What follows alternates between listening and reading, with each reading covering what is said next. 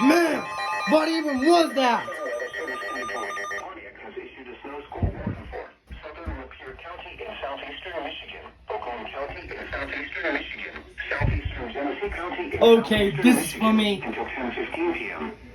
At 9:34 p.m., a dangerous snow squall was located along a line extending from near Hadley to near Clarkston to near Oh, Salem, shoot. winds at 30 miles per hour.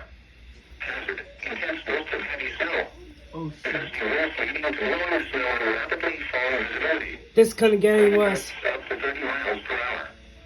Source: radar and webcams. Oh, no. Impact: travel will become difficult and potentially dangerous within minutes. Oh, boy. Includes the following highways: I-75 between mile Well, that was nowhere, man.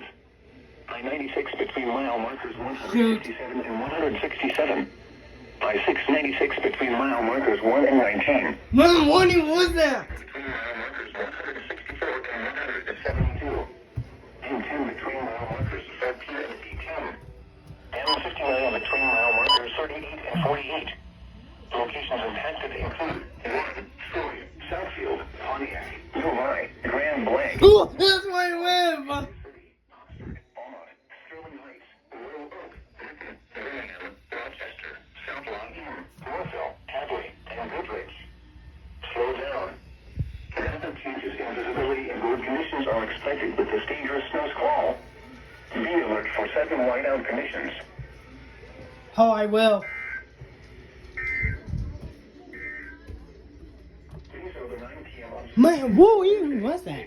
Like snow and fog for the